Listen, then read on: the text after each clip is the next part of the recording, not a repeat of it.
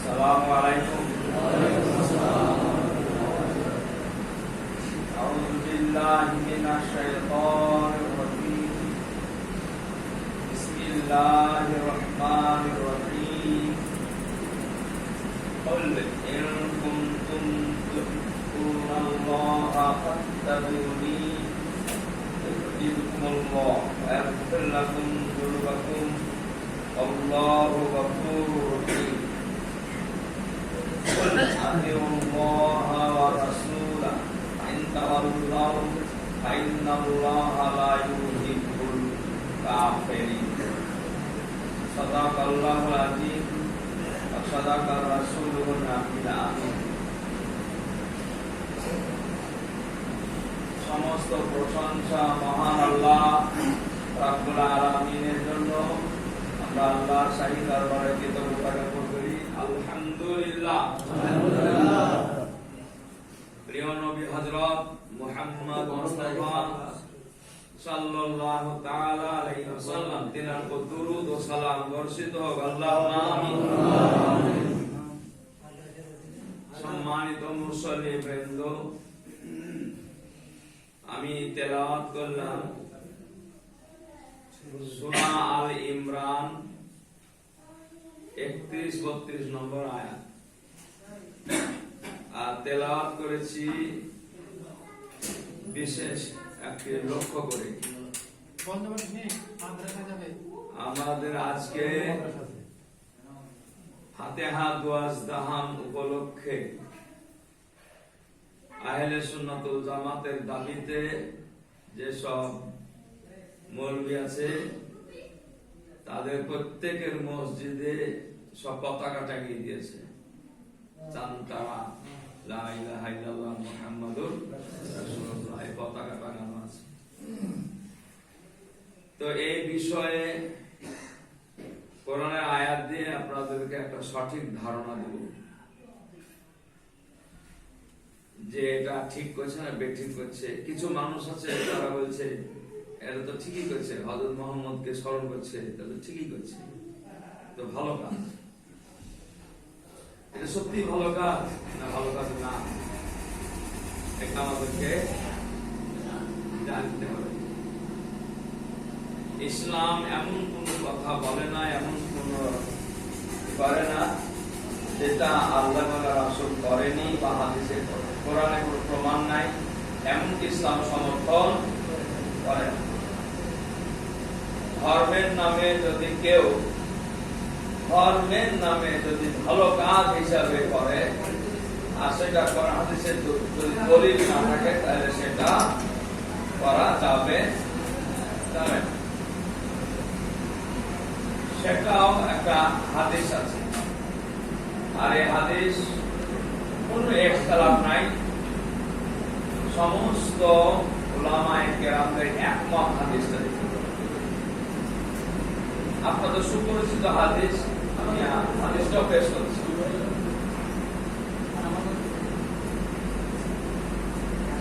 মনোযোগ দিয়ে শুনবেন ইনশাআল্লাহ, এটা ইম্পর্টেন্ট আলোচনা। এটা ফাতিহা দোয়া সালাম করবেন না এটা বিষয় আছে কিনা, যেহেতু আলেম সমাজের মধ্যে থেকে একটা সমাজ করছি, তো তাহলে আমরা করছি না, তাহলে আমরা ভুল করছি না ঠিক করছি, এটা সবাই জানার দরকার আছে নাই? পতাকাটা মিছিল দেখছেন, তাহলে আমাদের মসজিদে এমনই ছুটিয়া মৌলবি আছে যে আর কিছুই বলে না, এত বুঝতে পারো।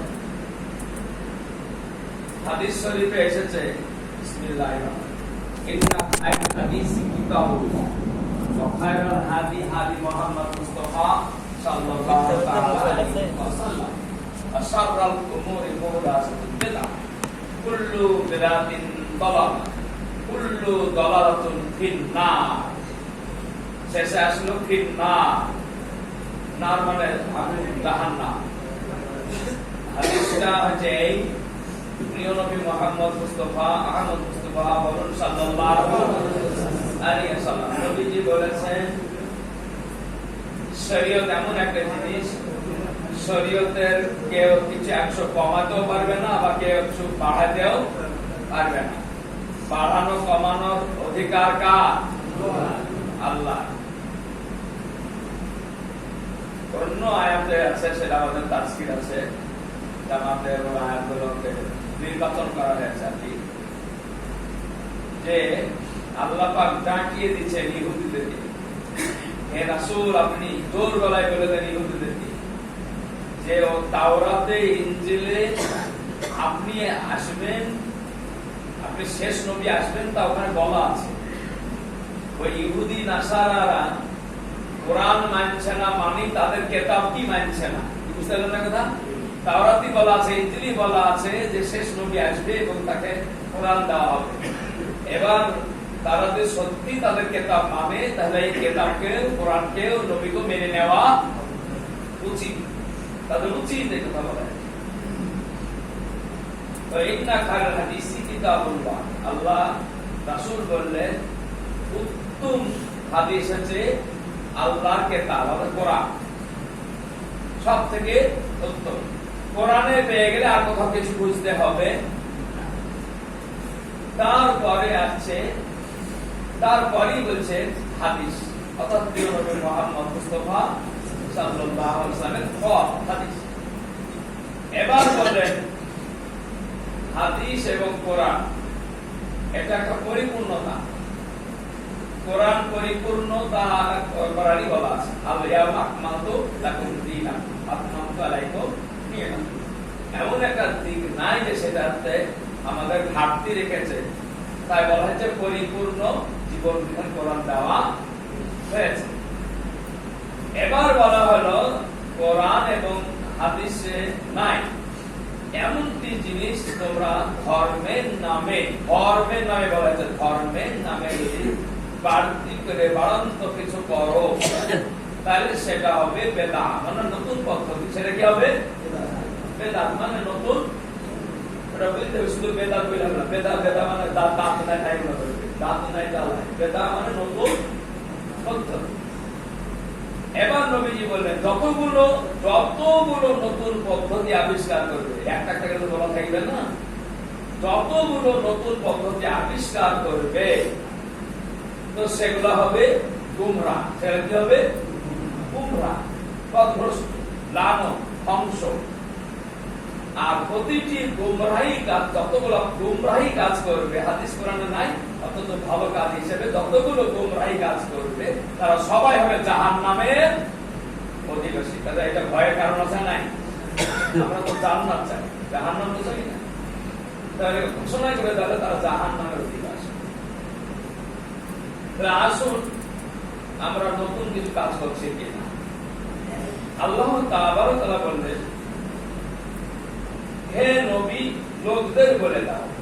তাহলে আল্লাহ পাক বলছে নবী মুহাম্মদ মুস্তাফা সাল্লাল্লাহু আলাইহি ওয়াসাল্লামকে যে আপনি বলে দেন, কি বলেন?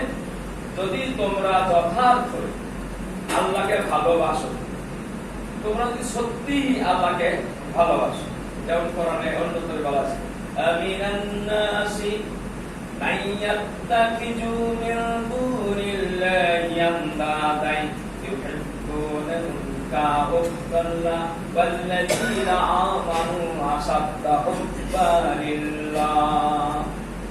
আল্লাহর প্রেম ভালোবাসা হলো তোমাদের পৃথিবীতে যত মায়া মমতা। যেমন উদাহরণ দিয়ে বলছি, যখন হজে যাওয়া হয়, যখন হজে গিয়েছিলাম তো ওই দিনের কথাটা মনে পড়ছে। হজে যখন বেরোচ্ছি তখন সবার কাছে মাপ যোগ, স্ত্রী ছেলে মেয়ে সবার কাছে মাপ নেওয়া মানি তোমরা জেনে যাও আমার মৃত্যু হয়ে যেতে পারে, এই দেখাটাই শেষ হয়ে যেতে পারে। এরকম জেনেই সবার সফর যায় না, সফরে যাই। হজ যখন যাচ্ছি তখন এটাই জেনে নিচ্ছি যে আমার মৃত্যুই জেনে নেব, আমার মক্কাতেও মৃত্যু হয়ে যেতে পারে।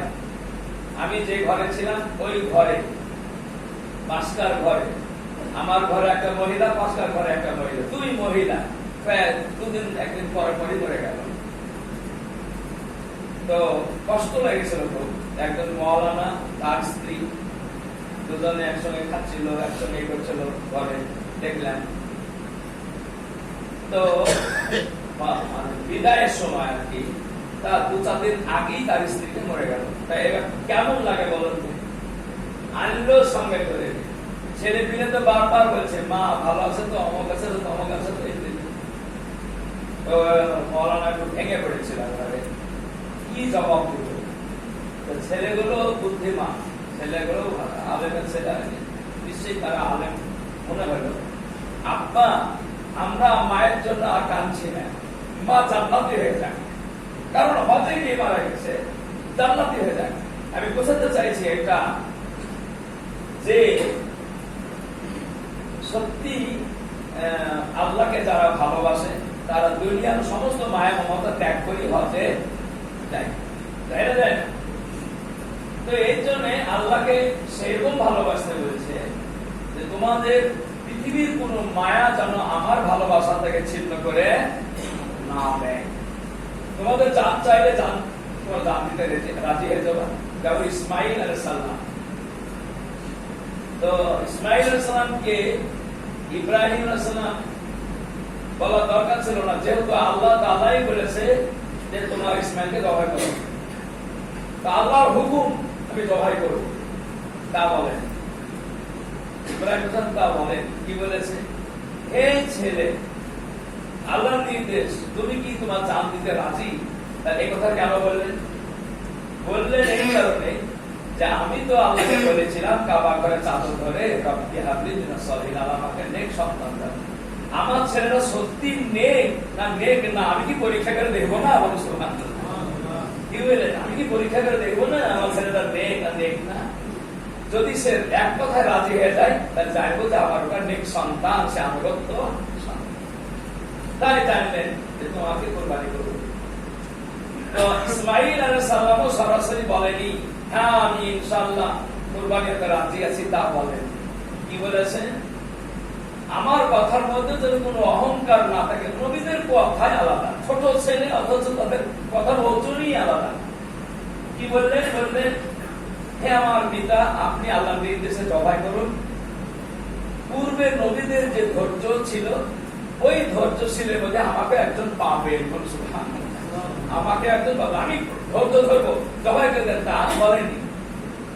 বলেছেন পূর্বে নবীদের উপরে যে কষ্ট কাটিয়েছিল ওই রকম ধৈর্য ধরেছিলেন, আমিও তাদের মতনই ধৈর্য ধরার চেষ্টা করব। তো আল্লাহ তাআলা বলেন, হে নবী আপনি বলে দেন যে যথার্থ যদি সত্যি তারা আল্লাহকে ভালোবাসে, আমাকে আল্লাহকে ভালোবাসি বা না বাসি, কিন্তু যেগুলো অবস্থায় আল্লাহর কাছে যেতে হবে না, হবে না? তাহলে আল্লাহকে ভালোবেসে দেওয়াই উচিত নাকি? আল্লাহকে বলার কথা বুঝতেছেন তো? তাহলে আল্লাহকে ভালোবেসে দেওয়াই উচিত, কারণ যেগুলো অবস্থাতে আমাকে আল্লাহর কাছে যেতে, কত জায়গাতে বলা আছে তোমরা যাই করো তাই করো আমার কাছেই তোমাদেরকে ফিরে আসতে।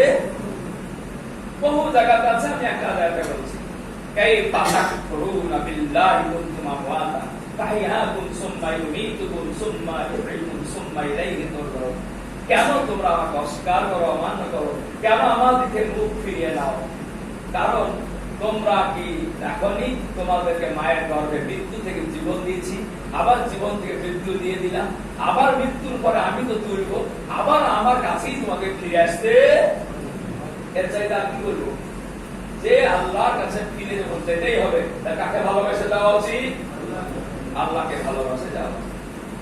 আল্লাহ বললেন, তাহলে হে রাসূল আপনাকে জানে তারা বেশি ভালোবাসে।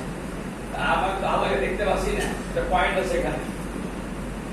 আল্লাহ তাবারক তাআলা কোরআনে যা কিছু বলেছে, আল্লাহ হচ্ছেন রহমান, তো নবীও অনুসরণকারী রহমানের নাম। আল্লাহ সাত্তার, আল্লাহ গাফফার, আল্লাহ সালাম, সিফাতের নাম আছে। সমস্ত গুণগুলো নবীর মধ্যেও বলেন সুবহানাল্লাহ। সমস্ত গুণগুলো একদম ধৈর্য গায় কি হয়েছে? ধৈর্য তো বলন্ত বন্ধ করতে পারলাম না। তাহলে প্রিয় নবী মুহাম্মদুর রাসূলুল্লাহ সাল্লাল্লাহু আলাইহি ওয়াসাল্লাম, আমি এই কারণে কথা বলাই আপনাদেরকে, হ্যাঁ হু না করলে কখন যে ঘুমিয়ে যাবে ঠিক হবে না, এই জন্য হ্যাঁ হু করায়। আমার ছাত্র জীবন থেকে আমার শিক্ষক জীবনও এটি স্বভাব ছিল, ছেলেপিলে ঘুমাবে বলে সবসময় যেন প্রশ্নযুক্ত কথা ছিল। তা আমি খুতবা দেওয়ার সময় তো আপনাদের সবসময় কোথায় থাকি যাতে না ঘুমিয়ে যায়। তো নবী করিম সাল্লাল্লাহু ভালোবাসলেই আল্লাহকে ভালোবাসা হবে, অটোমেটিক হয়ে যাবে। তাহলে আল্লাহ পাক বলছেন, হে নবী তোমাকে যেন তারা ভালোবাসে। এখন ভালোবাসা তো মেলা রকম আছে, চোখে চুমিয়ে দেওয়া, চোখে চুমিয়ে দেওয়া, চোখে কুদিয়ে দেওয়া, কত রকম ভালোবাসা আছে। কোন ভালোবাসা? আমাদেরকে ভালোবাসতে হবে সাহাবায়ে কেরামরা যেমন ভালোবেসেছে। কারা ভালোবেসেছে? সাহাবায়ে কেরামকে অনুসরণ করবো, তারা কেমন ভালোবেসেছে। নবীর ভালোবাসা নেই, নবীজি যা বলেছেন তাই সঙ্গে সঙ্গে মানতে তারা রাজি হয়নি।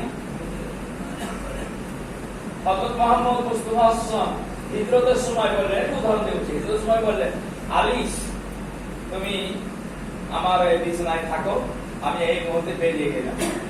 তো হযরত আলী কারণ তো জানে যে বিছানায় থাকা মানে তেমন তেমন কথা নয়, কারণ চারিদিক থেকে শত্রু আক্রমণ। তো ও তো জানলো যে আমাকে আজকে শহীদ হতে হবে। তারপর একটু কায়দা করে বললো, ইয়া রাসূলুল্লাহ আপনি চলে গেছেন মক্কাতে, মদিনায় চলে গেছেন, তো আমি তো আপনাকে না দেখে থাকতে পারিনি, কবে দেখবো? একটু চালাকি করে এমন কায়দা করে বলছে কবে দেখতে পাবো। তো নবীজি বলছেন, আল্লাহ চাহে তো সমাজ করে তোমার সঙ্গে আমার সাক্ষাৎ হবে মদিনায়। বলুন সুবহানাল্লাহ। তো হযরত আলী রাদিয়াল্লাহু বলছে, খোদার কসম করে বলছি আরববাসীরা গোটা দুনিয়ার লোক যদি আসে আমাকে মারবার চেষ্টা করে, মারতে পারবে না, আমার রাসূল বলেছে দেখা হবে। বুঝতে পারছেন কথা? ভালোবাসা কেমন থাকা উচিত? তার বিশ্বাস, দৃঢ়তা, ভালোবাসার মধ্যে কোনো ফাটল নাই, চিরণ নাই, যে আমি আমার সঙ্গে যখন সাক্ষাৎ হবে তাহলে আমি এদের আজকে এই বিছানায় শহীদ হয়ে যাব না ইনশাআল্লাহ। তো যখন আলীকার রজুকে গিয়ে নবী মনে করে বলছে, ওঠো মোহাম্মদ, আর কেউ বলছে দেখ সরাসরি তালোয়ার চাকরি দিয়ে, বলছে না না আমরা এতগুলা মানুষ আছে, সরাসরি না মারি ডাইকে তুলে দুইতে মারাই ভালো। আর আলীদের তলোয়ারে হাত দিয়ে আছে যে আল্লাহ তো বলেছে একটা মুমিন 10টা কাফের সমান, একটা মুমিন 10টা কাফের সমান। যদি তোরা আমার পর বেয়াদবি করিস আর সবাই ধরুন চকিতে শুয়ে আছে আর সবাই গচ্ছিত হয় নাই, গচ্ছিত হয়েছে, ও বলছে তালোয়ারটা একবার চালিয়ে দিব দেখা নাই কথা মনে। দেখুন আল্লাহু আকবার বলে তালোয়ার এবার ঘুরিয়ে দিল, বাস সত্যি সত্যি 10টা মন্ডল কেটে পড়ছিল, এরা বিক্ষিপ্ত ভাবে পালিয়ে গেল, বিক্ষিপ্ত পালিয়ে গেল। আবার বলেছে আরে 10 একটা আলী 10টা খালি, একটা আলী 10টা খালি, চল আলীকে বার বাবা তো জানি না আলী আছে এখানে, নবী মনে করে ছিলেন, চল আলীকে বার। আবার কেউ বলছে শোনো প্রথমে কি 10টা লস, তাহলে প্রথমে কি গেছে আমাদের 10টা, এবার যদি যাই তাহলে আমাদের সবই লস হয়ে যাবে। আলীর বিরুদ্ধে আমাদের লড়াই নাই, লড়াই হচ্ছে এই ভালোবাসাটা হচ্ছে উদাহরণটা। হযরত আলীর মতো যদি ভালো নবীকে না বাঁচতেন ওখানে বিছানা শুইতেন, সঙ্গে সঙ্গে নবীজি বেরিয়ে গেলেন, তার ঘটনা আছে। কার বাড়িতে প্রথমে গিয়েছিলেন? আবু বকর সিদ্দিক রাদিয়াল্লাহু আনহুর কাছে। শুধুমাত্র বললেন আবু বকর সিদ্দিক কিছুই বলেন, ছাপ দিয়ে বলছেন লাব্বাইক ইয়া রাসূলুল্লাহ। নবীজি বলেন আবু বকর তুমি কোন অবস্থায় ছিলে যে ডাকার সঙ্গে সঙ্গে আসলে? হযরত আবু বকর সিদ্দিক বললেন নিঃসন্দেহে আপনাকে আমি ভালোবাসি, নিঃসন্দেহে আপনাকে আমি ভালোবাসি, তাই আমি জানি যে আপনি হিজরত করবেন। তা আমি সেই দিন থেকে ঘুমাই না, আমি দরজাতে পিঠ লাগিয়ে দাঁড়িয়ে থাকি, আমার রাসূল কখন ডাক দিবে। কি বললেন? ইসলাম কাকে বলে? এরকম যতক্ষণ পর্যন্ত আমরা সৈনিক না হতে পারবো। আজকে ফ্রান্সে নবীজির ব্যঙ্গ ছবি আঁকেছে, সঙ্গে সঙ্গে এক মাস্টার দেখা দেখছে একটা ছাত্র, 18 ছাত্র, ওকে জবাই করে ছেড়ে দিয়েছে। আমার কি হবে তা দেখেনি, দেখেছে আমি রাসূলকে ভালোবাসি। এগুলো হচ্ছে ভালোবাসি। রাসূলের বিরুদ্ধে কেউ কিছু বলবে সেটা বরদাস্ত করবে না। আল্লাহ জানে গোটা মুসলিম জাহান, মুসলিম রাষ্ট্রগুলো হুমকি দিয়েছে, কি উৎপাদ্য হয় দেখা যায়। শুনেছেন না? শুনেনি? সম্মানিত আমার বাপজিরা, আমার ভাইজানরা, হযরত আবু বকর সিদ্দিক রাদিয়াল্লাহু আনহু কেমন ভালোবেসেছেন। তো নবীর সঙ্গে চলে গেলেন এবং গুহা দিল। জানে যে সেই গুহাটা তো আমরা দেখি এলাম, আমরা সেই গুহাটা এত উঁচু, ওপরে যে হাজিরে আছে নিচে টাকা আছে তো মনে হচ্ছে ছাগল ঘুরে বেড়াচ্ছে, এত উঁচু। আর সেইখানে আবু বকর সিদ্দিককে নিয়ে আল্লাহ রাসূল গুহায় ছিলেন। তো এটাও জানেন আপনারা যে আমার জীবন দিয়ে নবীকে ভালোবাসবো, আমার জীবন দিয়ে নবীকে ভালোবাসবো, তাই সমস্ত সাপের গর্তগুলোকে বন্ধ করেছে। একটা গর্ত খালি ছিল, সেখানে আবু বকর সিদ্দিক নিজের পা দিয়েছে। পা দেওয়া মানে কি জেনে বুঝে দেয়নি যে কামড়ায় আমাকে কামড়াবে, মরে যাই আমি মরে যাবো।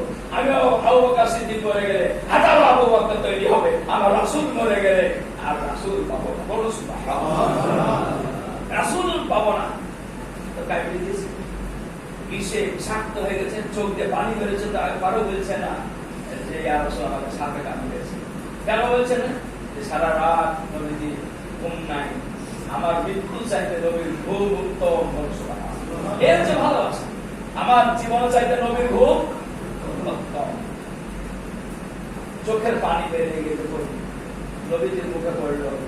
নবীজি বলছেন আবু বকর তুমি কাঁদছো, বাড়ি ছেড়ে এসেছো, গাড়ি ছেড়ে এসেছো, স্ত্রী পুত্র সব ছেড়ে এসেছো, মক্কা ছেড়ে মদিনায় চলে যেতেছে, তার মায়ের কাঁদছো। আবু বকর সিদ্দিক বলেছেন না, আমি যাকে ভালোবাসি সে আমার কাছেই আছে। আমি আমার স্ত্রী পুত্র ধন সম্পদ মাল সব চাইতে ভালোবাসি আপনাকে, সুতরাং আপনি আমার কাছে আছেন। তাই আমাকে সাপে কামড়েছে, আর আমি তাও ডাকছি এই কারণে যে আমার মৃত্যু চাইতে আমার আপনার ঘুম উত্তম, তাই ডাকছি।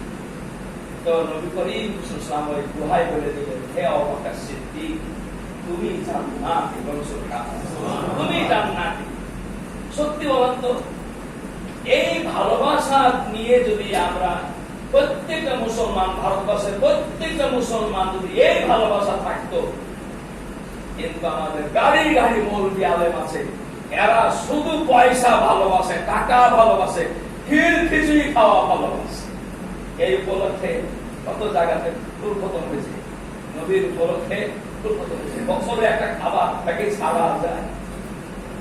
এই ভালোবাসা নয়, ভালোবাসা হবে নবীর ভালোবাসা, প্রেম নিয়ে আমার জীবন মরণ সবকে সঁপে দিতে পারবো।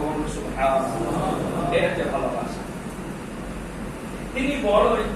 আর যদি সত্যি এই ভালোবাসা আমরা দেখাতে পারি, তাহলে আল্লাহ তাআলা বলছে শুধু ভালোবাসায় নাই, আনুগত্য। আনুগত্যটা এসেছে ভালোবাসার পাশে, আনুগত্য হয়েছে সত্যি যদি ভালোবাসো, একটা ধরে নেন স্ত্রী ভালোবাসে বা স্বামী ভালোবাসে, তো এই যে স্ত্রীকে ভালোবাসবে সে বলল, স্ত্রী বলল, উদাহরণ বাবার কাছে বলে, হ্যাঁ পান একটা,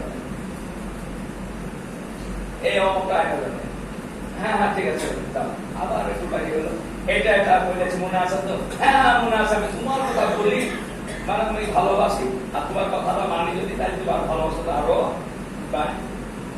কিন্তু আমি যে আদৌ না ভালোবাসি, তোর বাপ টাকা দিয়েছ না, আইন বললি হেল, টাকা বলে গাছের পাতা নাকি, এমন করে ডোজ দিতে লাগলো, ভয় আর কথা বলতে পারবে।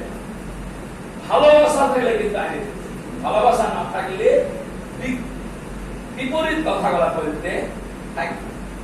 আল্লাহ পাক বলছে, নবীকে যদি সত্যি ভালোবাসো, তাহলে নবীর আনুগত্য, নবীর আনুগত্য। অর্থাৎ নবীজি যদি, অন্য জায়গাতে আছে, নবীজি যদি বলে তোমরা আগুনে লাভ দাও, তাহলে আগুনেই লাভ দিতে হবে। নবী বলবেন না যে আগুনে লাভ দাও, আগুনেই লাভ দিতে হবে। এটা বদরের যুদ্ধকে কেন্দ্র করে এই আয়াতটা। বদরের যুদ্ধে 313 জন, তারা তো জানে যে আমাদের কাফের কাছে পানি খাবা, 3000-এর কাছে আমরা পানি খাবা, কিন্তু রাসূলকে ভালোবাসি আর রাসূল আমাদের সঙ্গে থাকছে, সুতরাং আমরা মরি বাঁচি ওদিকে তাকাবো না, রাসূল বলেছে যেতে হবে, রাসূল বলেছে যেতে হবে। এটা হচ্ছে আনুগত্য, এটা হচ্ছে আনুগত্য। এবার বলা হলো, এই আনুগত্য যদি করে, আমি আল্লাহ তাদেরকে সমস্ত গুনাহকে মাফ করে দেব। তাহলে সত্য, ভালোবাসা এবং আনুগত্য, তাহলে কি করবে? গুনাহ মাফ করে দেবে।